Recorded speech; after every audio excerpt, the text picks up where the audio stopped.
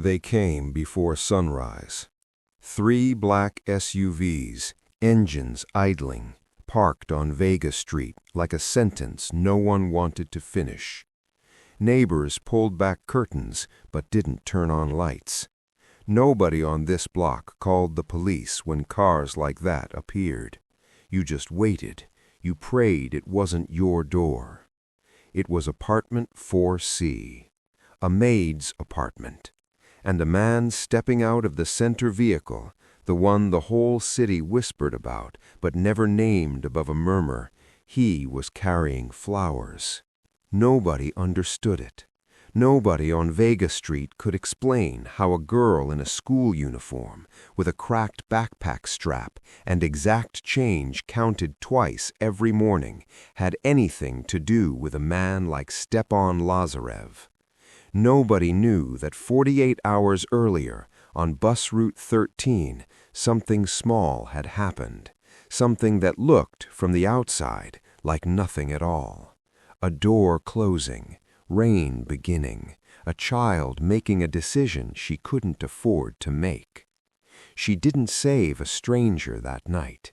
She didn't know it yet, but she saved her mother's life. The question isn't why he came. The question is what almost happened before he did.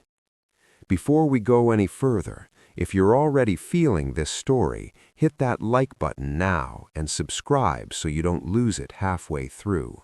This one builds slowly and then it hits hard. You'll want to be here for the ending. The iron hissed at 5:47 a.m. Suzanne had learned to read the steam. Too much pressure and the collar would pucker, and Rosa would spend the whole bus ride smoothing it with her palm, which meant she'd arrive distracted, which meant Mrs. Harrington might notice, which meant a comment in the household log, which meant everything. Suzanne knew how chains worked. She was 13 years old, and she understood that her mother's employment was not a salary, it was an ecosystem. One wrong thing, and the whole thing collapsed. She set the iron down and held the uniform up to the window. Still dark outside. The street lamp across from their building had been broken for 11 days. She'd counted. The uniform looked right. She hung it on the door hook, the one Rosa had installed herself because the closet rail had snapped 2 winters ago and the landlord still hadn't fixed it, and moved to the kitchen. Eggs, 2. Not 3. The third she left in the carton with the careful logic of someone who had memorized exactly how many days remained until payday. She divided the eggs between 2 plates and covered Rosa's with the pot lid to keep it warm. Then she opened the ceramic dish on the counter, the one painted with blue flowers that had belonged to Rosa's mother, and counted the money inside. This was the part she never rushed. Bus fare for Rosa, exact. Bus fare for herself, exact. Emergency, what remained, folded once and placed beneath the ceramic dish like a secret only the apartment knew. She counted it twice. Then she counted Rosa's portion again, because Rosa sometimes miscounted when she was tired, and Rosa was always tired. $14.60 total. The world reduced to its actual size. She heard Rosa's bedroom door open.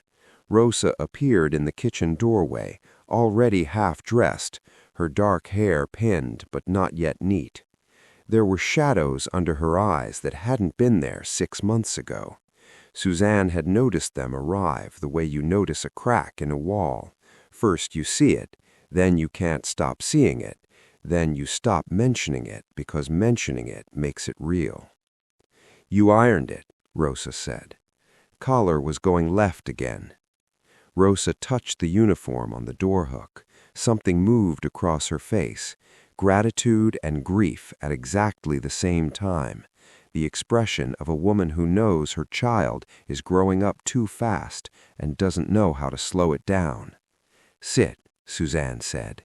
"Eggs are warm." They ate without much talking. That was fine. Silence in this apartment wasn't emptiness, it was a kind of fluency. They had developed a language of small gestures. The way Suzanne refilled Rosa's coffee without being asked, the way Rosa straightened Suzanne's collar before she left, as if they were mirrors taking care of each other. At 6:14, Rosa kissed her on the forehead, picked up her bag, and walked out the door. Suzanne listened to her footsteps on the stairs, counting them without meaning to, until she heard the building's front door close. Then she stood alone in the kitchen. She looked at the ceramic dish, at the money beneath it, at the single remaining egg in the carton. She thought about the day ahead, mapped it the way she always did, route, timing, contingency, cost, and told herself that if she kept every variable controlled, nothing bad could happen. She was wrong, but she wouldn't find out until she came home to find her mother sitting at this same table, pale and still, staring at a business card she was too frightened to touch. The rain started the way bad things always started on Vega Street, quietly, without announcement, as if it had been there the whole time and you'd simply failed to notice. Suzanne noticed. She pulled her backpack straps tighter and picked up her pace. Bus Route 13 ran on its own logic, not quite a schedule, more of a suggestion, and driver Adam had a reputation for leaving exactly when he felt like it, which was usually 1 minute before you arrived. She reached the stop at 7:02. The bus was already there, idling, doors open. She joined the small cluster of people boarding, a nurse in scrubs, 2 construction workers, an older man with a grocery cart, and that's when she saw the woman. She was standing apart from the line, not in it. Silver-haired, straight-backed, wearing a wool coat the color of riverstone. She was searching through a small handbag with the focused patience of someone who already knew what they weren't going to find. Her hands moved carefully, methodically. Then they stopped. She looked up at the bus driver. "I seem to have—" "I apologize. I thought I had the fare." "Step aside," Adam said. He had a voice built for closing things. "Either you got it or you don't." "I only need a moment." "Lady," he reached for the door lever, "I'm already behind." The woman stepped back, not with embarrassment, with a kind of quiet dignity that made the dismissal look worse than it was. She stood on the curb as the doors began to close, rain beginning to darken the shoulders of her coat, and she didn't protest. She simply accepted it, as if she had learned somewhere along the way that certain doors close and there is nothing to be done about it. Suzanne was already on the bus. She stood in the aisle and looked through the closing doors at the woman on the curb, and she ran her thumb over the coins in her jacket pocket. She had counted them this morning. She had counted them twice. She knew their exact weight and what they meant. Rosa's medication prescription had to be picked up Thursday, and this was the money that connected Tuesday to Thursday without anything falling apart in between. She knew all of that. The doors were almost shut. Suzanne pressed her palm against them. The hydraulic resistance pushed back. Adam looked up in his mirror, annoyed. "Hey!" "She's with me," Suzanne said. She didn't know why she said it that way. The woman was not with her. She had never seen this woman before in her life. But something about watching that door close on someone who was simply standing in the rain, dignified and uncomplaining, had moved through Suzanne's calculations like a stone through water, and suddenly none of the numbers added up to the right answer anymore. She stepped back onto the curb, dropped her exact fare into the box, then held her palm open toward the woman.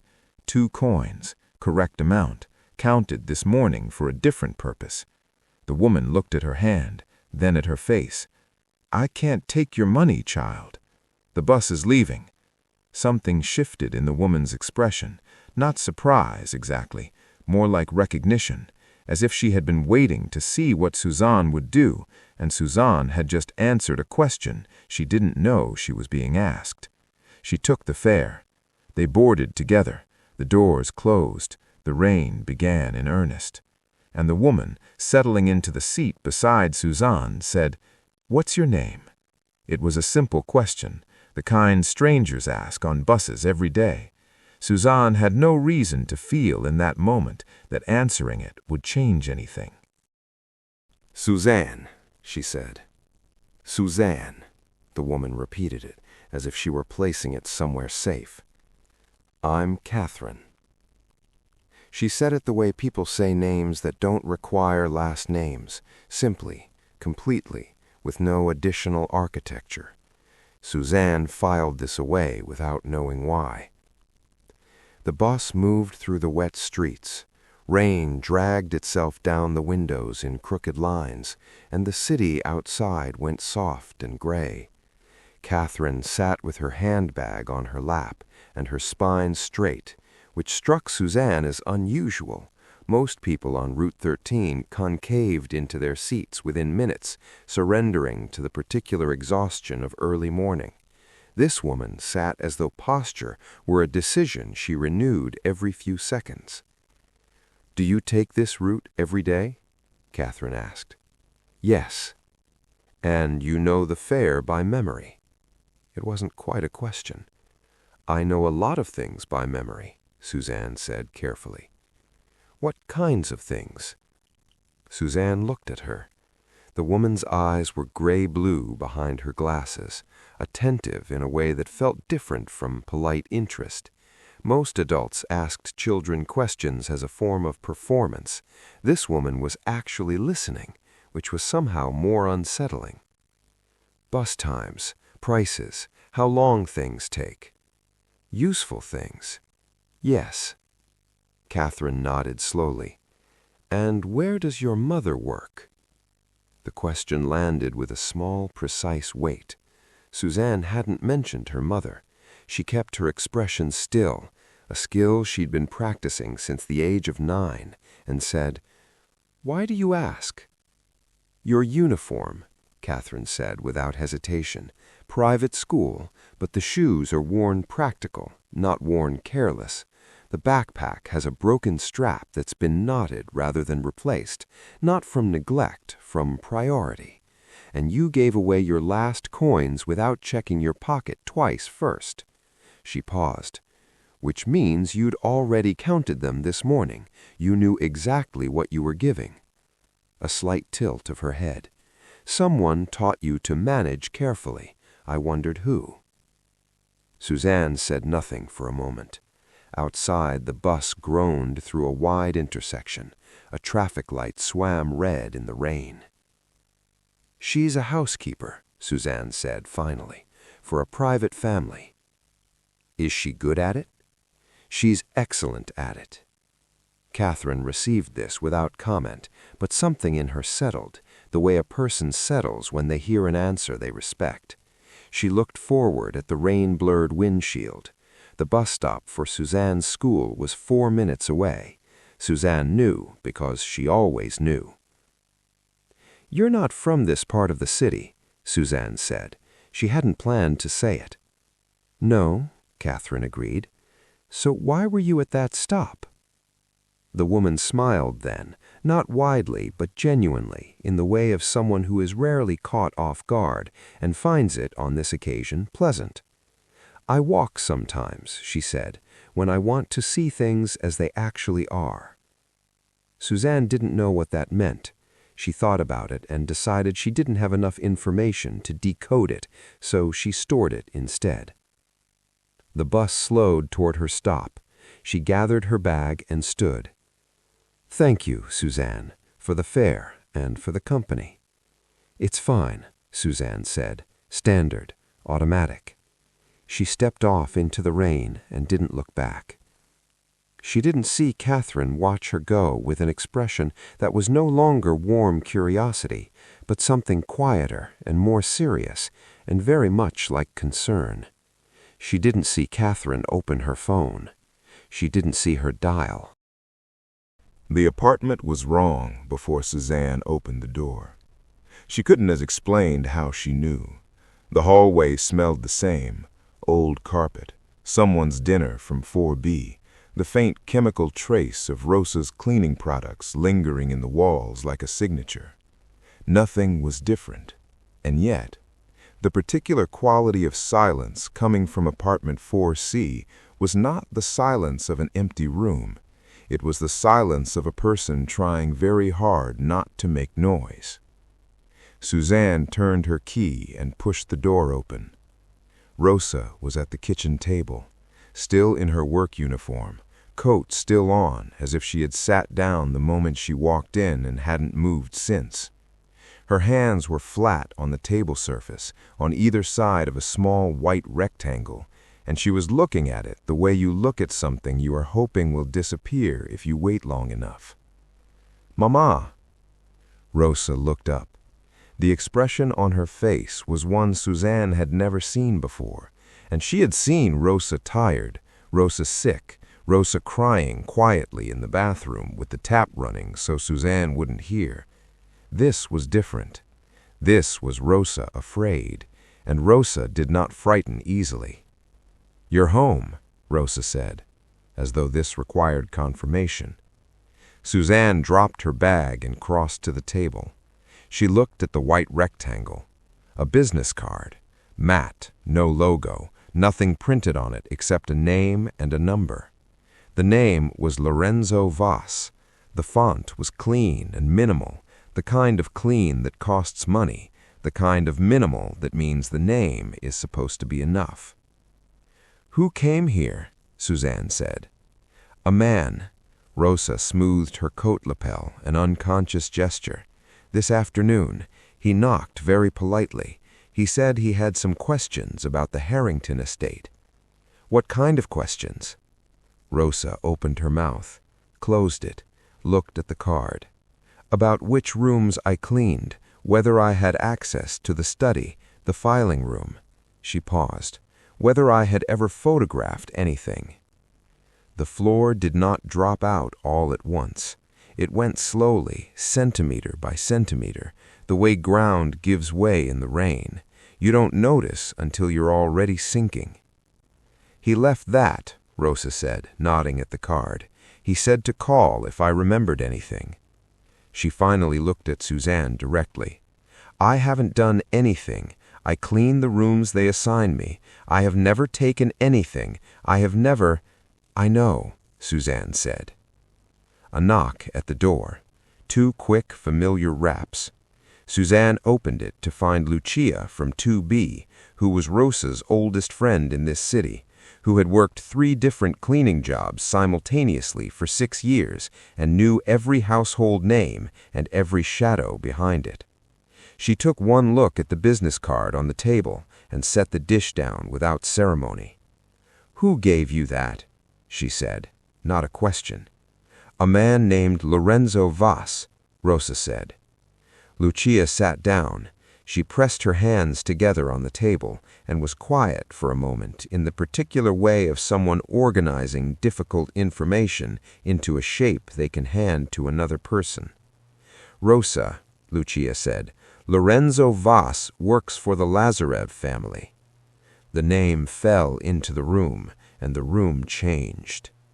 Lucia looked at them both, back and forth, to make sure they understood. "People don't get second visits from Lorenzo Voss," she said quietly. "They only get the one. We're right in the middle of it now, and it's about to get worse before it gets better. If this story is pulling you in, take 2 seconds, like this video, and subscribe so the next chapter finds you. And if you know someone who needs to hear a story about quiet courage, share it with them right now while you're thinking of it." Nobody spoke for a moment. The rain had followed Suzanne home and was now pressing quietly against the kitchen window, and the sound of it felt like the sound of time running out. Then Rosa said, very carefully, "I haven't done anything wrong." "I know that," Lucia said. "Then why?" "Because it doesn't matter." Lucia said it without cruelty, which made it worse. "With a family like that, what you did or didn't do is not the question they're asking.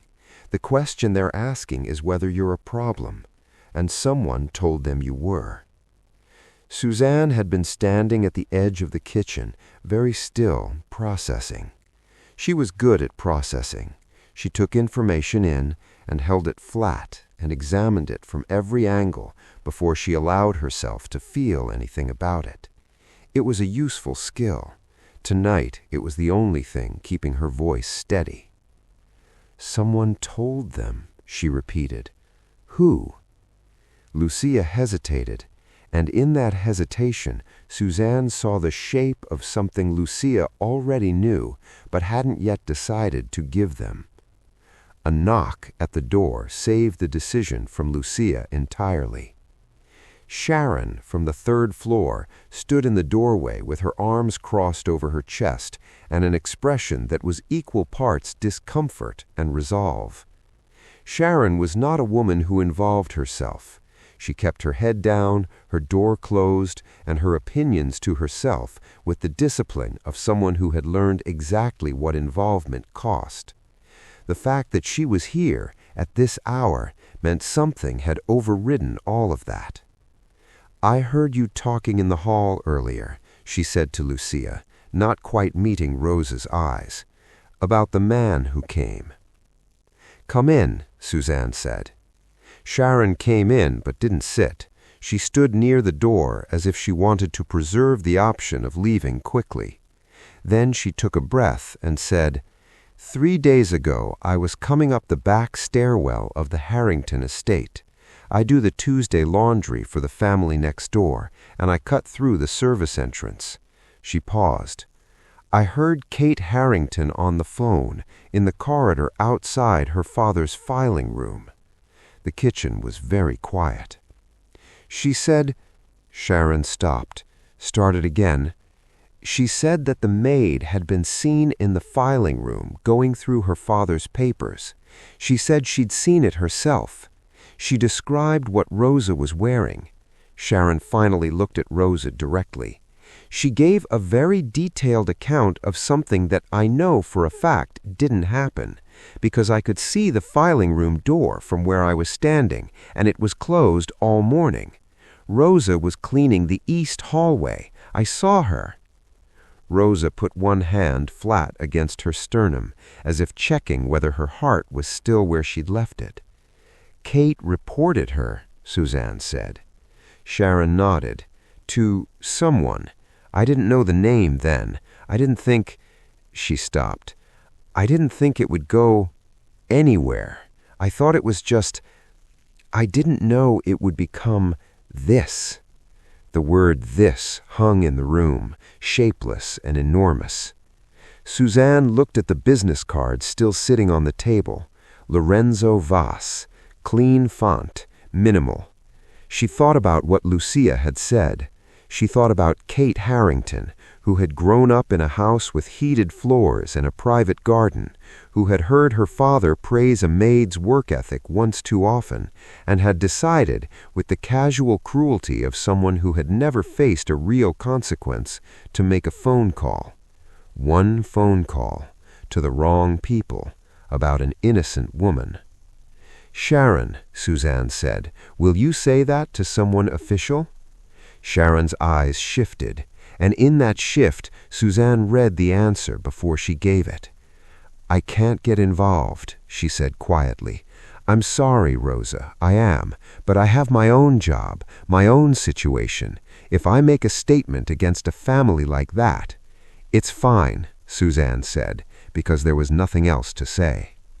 Sharon left. The door clicked shut behind her, and Suzanne understood with complete and terrible clarity that they had a witness who saw everything, and no one with the power to act on it would ever believe a maid over the daughter of the house she cleaned.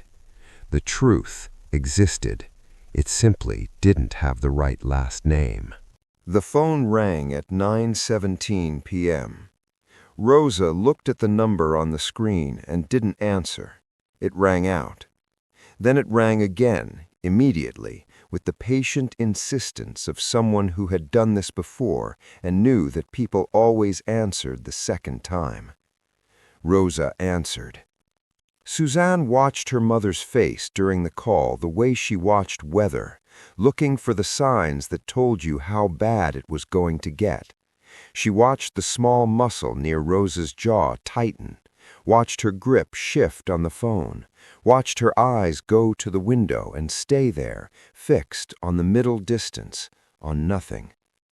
The call lasted 40 seconds. Rosa set the phone on the table and sat very still. "He says I should resign," she said, "voluntarily." He used that word specifically, voluntarily, as if I would be doing it of my own free will. A pause. "I have until 8 o'clock tomorrow morning to call Mr. Harrington's office and give notice." "And if you don't?" Suzanne asked. Rosa didn't answer. She didn't need to. Lucia, still sitting across the table, looked down at her hands. Suzanne walked to the window. The broken street lamp across the road was still broken, 12 days now, but the street below wasn't quite dark. There was a vehicle parked at the far curb, engine off, lights off, positioned at an angle that gave a clear sight line to the building entrance. She had noticed it earlier and filed it without urgency. She looked at it now with different eyes.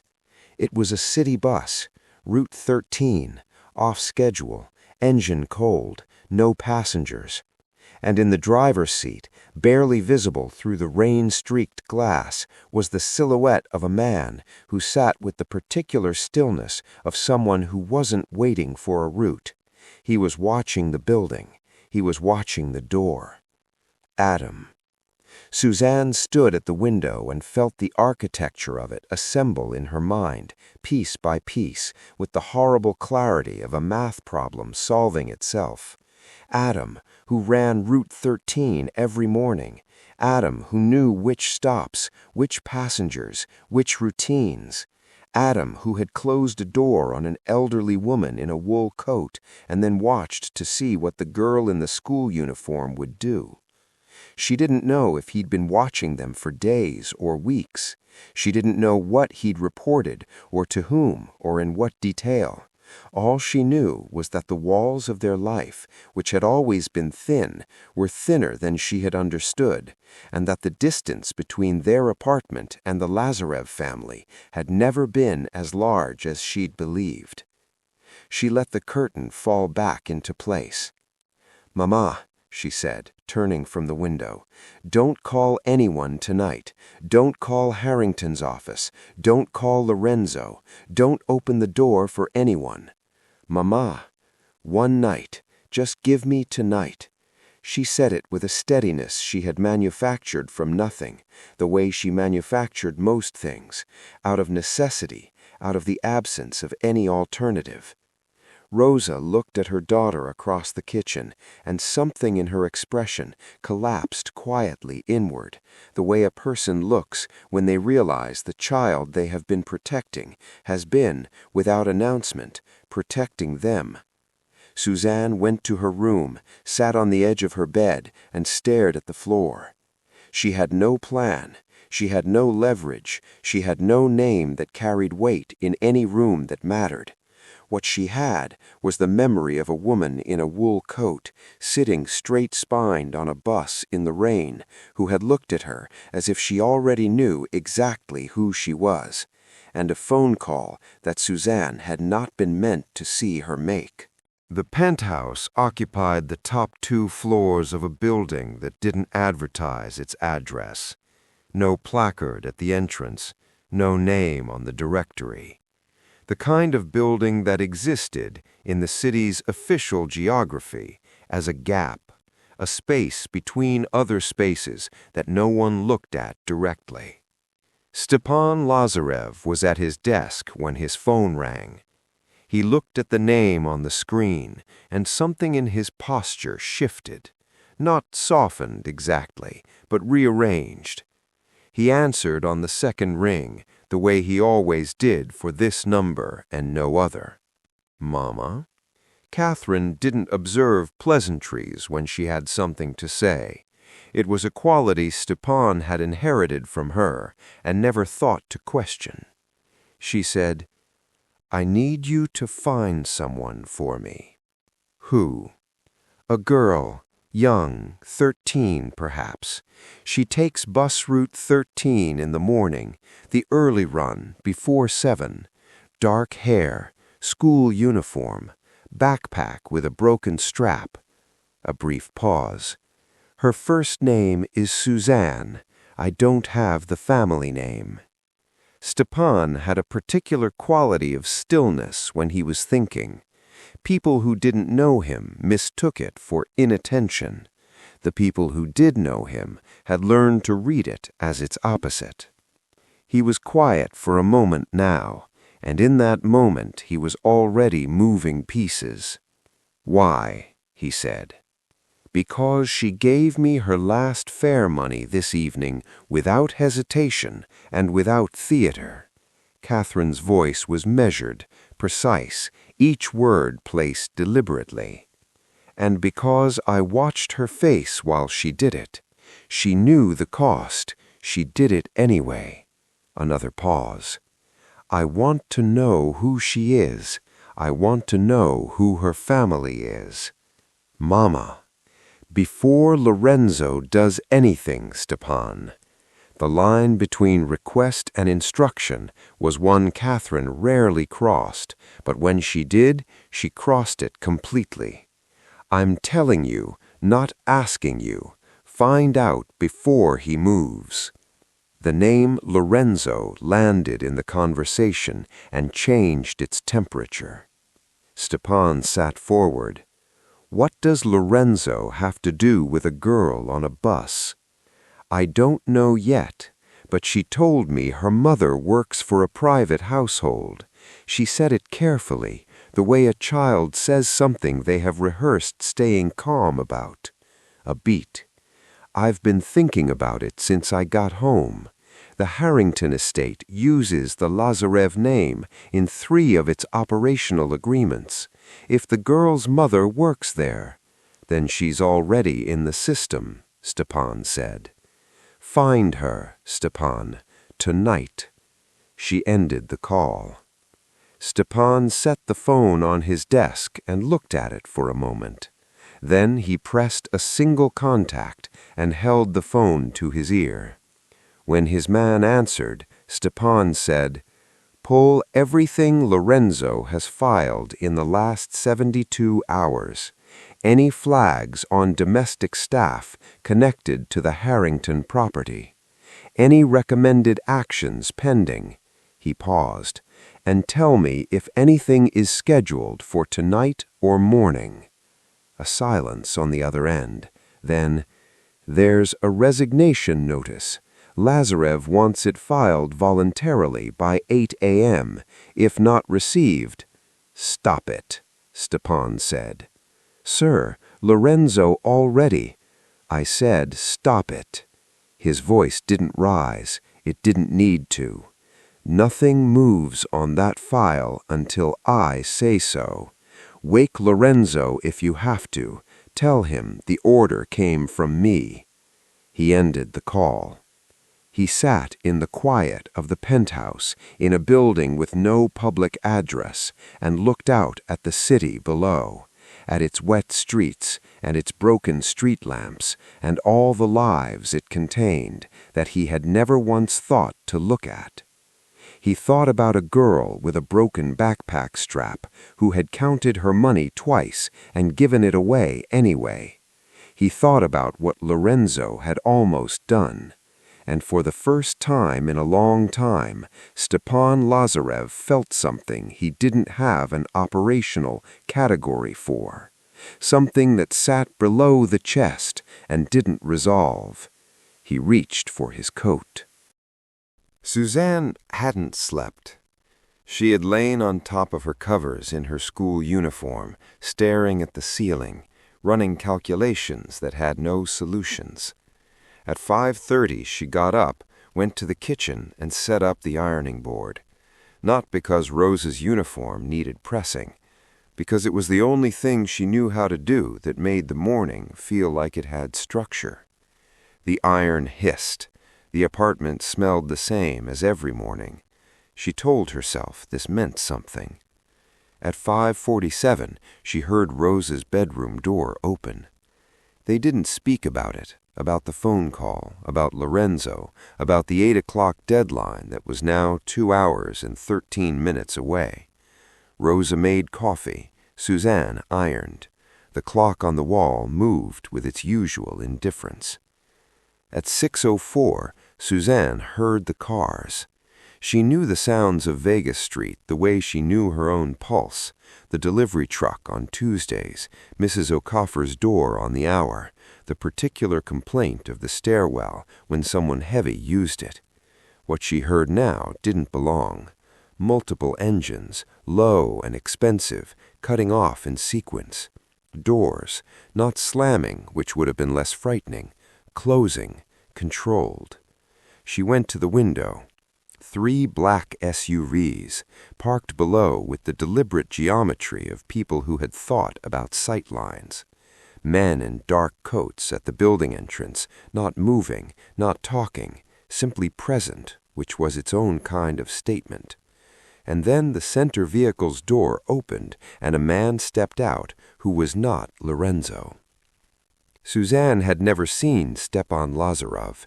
She had only heard his name spoken the way Lucia had spoken it, below the breath, with the specific gravity of something you didn't want to attract. But she understood, watching him cross the street toward their building, that this was not a man who delivered messages. This was the man messages came from. Rosa appeared at her shoulder, looked down, said nothing. They waited.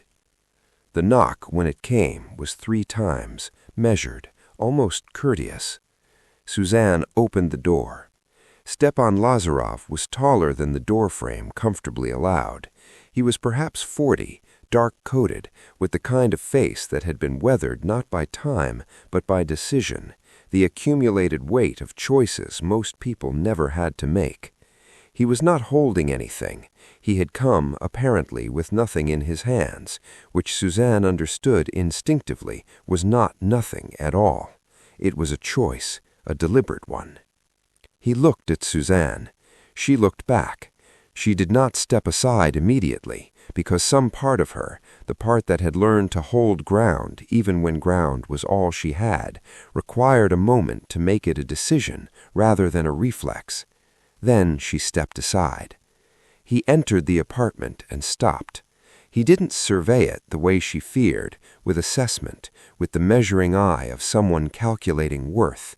He looked at it the way her mother sometimes looked at old photographs, taking it in, fully, allowing it to be what it was. The cracked kitchen table, the ironing board still standing with Rosa's uniform draped over it, the ceramic dish with the painted blue flowers, the single window with its thin curtain and its view of a broken street lamp. He looked at Rosa, still standing at the kitchen counter with her coffee cup held in both hands. He looked at her uniform, at the careful way her hair was pinned. Then he looked back at Suzanne. "You take bus route 13, he said, every morning." "Yes," she said. He was quiet for a moment. Something moved behind his eyes that he didn't bother to conceal, which surprised her. He had expected a man like this to be impenetrable. Instead, he looked almost carefully at her, as if he were trying to reconcile 2 images that didn't yet match. "My mother," he said, "hasn't let anyone pay for anything in 30 years." He let that sit in the room. "I need to tell you," he said then, to both of them, his voice dropping into a register that was not gentle exactly, but deliberate, chosen, "what was going to happen this morning, before I made a phone call last night." He told them plainly. No softening, no euphemism. Lorenzo had filed a recommendation. Stepan had approved it, provisionally, pending review, which in practice meant pending nothing, because Lorenzo's recommendations didn't typically require much review. Rosa was to be removed from the Harrington household's orbit permanently and quietly, in the way the Lazarev family managed things that needed to be quiet. He said this looking at the kitchen table, not at Rosa. perhaps because he understood that certain things are easier to confess to wood than to the face of the person you nearly destroyed. Rosa set her coffee cup down very carefully. Suzanne said nothing. She was doing the thing she did, holding it flat, examining it, not allowing herself to feel it yet. Later, she knew it would arrive, the full weight of how close it had come, but not yet. "What changed?" she said. "My mother called me at 9:43 in the evening. She described a girl on a bus." He paused. "She has not called me about another person in 11 years. He reached into his coat and removed his phone. He made 2 calls, standing at the edge of their kitchen, with the ironing board behind him and the ceramic dish on the counter, and the thin curtain moving slightly in the draught from the window. The calls were brief and without negotiation. The first was to Anthony Harrington, whose voice Suzanne could hear faintly, confused at first, then progressively less so. Stepan spoke in the measured cadence of someone conveying facts rather than arguments, which was more effective than argument because it left no surface to push against. He mentioned Andrew. He mentioned records. He mentioned Sharon's account, which someone had apparently already retrieved and documented. He did not mention Kate by name in that call. He didn't need to. The second call was to Andrew directly. It lasted 40 seconds. When it ended, Stepan said, "Someone will come to take Rosa's statement this morning, a formal one, witnessed and filed. The written apology will follow within 24 hours. The new contract," he looked at Rosa, "the terms will be better than what you had." Rosa pressed her hand to her mouth. She didn't cry. She came very close, and then she didn't, which took a kind of strength that Suzanne recognized because she had watched her mother practice it her entire life. "Lorenzo," Stepan said, and the name in his mouth was a different weight than it had been in Lucia's, "has been reassigned. He won't contact your family again."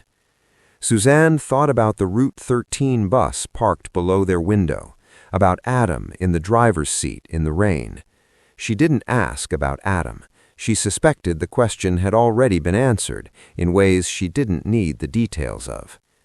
Stepan reached into his coat a second time and placed an envelope on the kitchen table beside the business card that Lorenzo had left, that small white rectangle that had spent the night on their table like a held breath.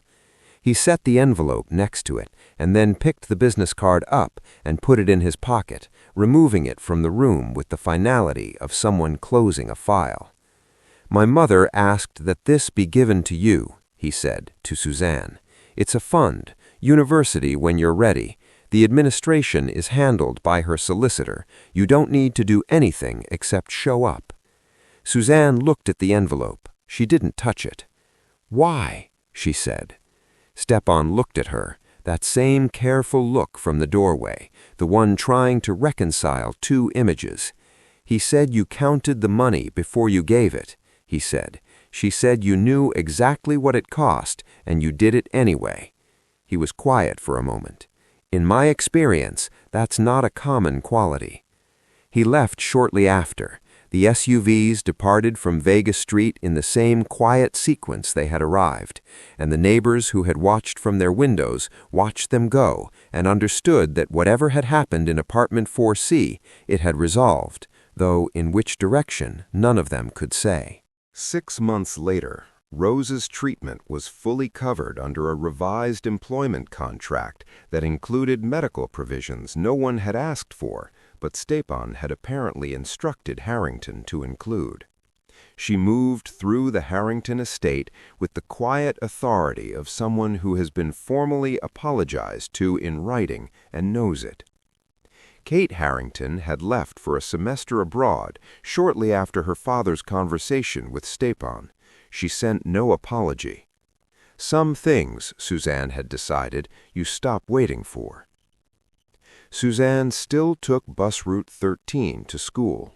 She still counted her change every morning at the ceramic dish with the painted blue flowers, because the habit was structural now, built into her the way load-bearing walls are built into a house.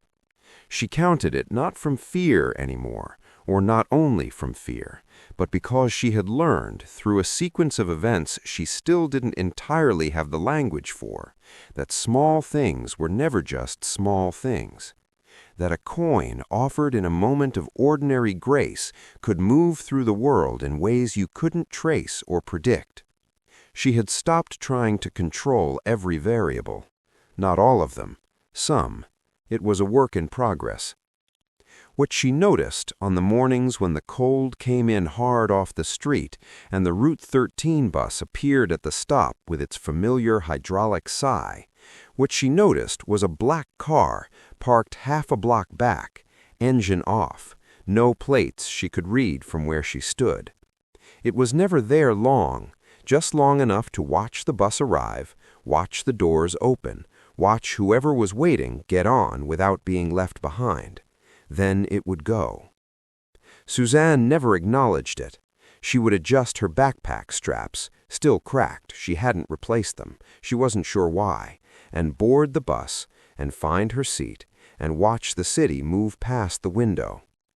The world hadn't changed. It was still a place where maids got framed, and powerful men approved recommendations without reading them, and bus drivers watched buildings for people they reported to. The architecture of it remained exactly as it had always been. But one corner of it was different now, and she had paid for that corner with the last of her bus fare on a rainy evening without knowing what she was buying. If this story stayed with you, if you felt that moment on the bus, or Rosa at the kitchen table, or Stepan standing in that tiny apartment looking at an ironing board at 6 a.m, please like and share this video. It takes 1 second and it means everything for stories like this to reach the people who need them. Subscribe for more, and we'll see you in the next one.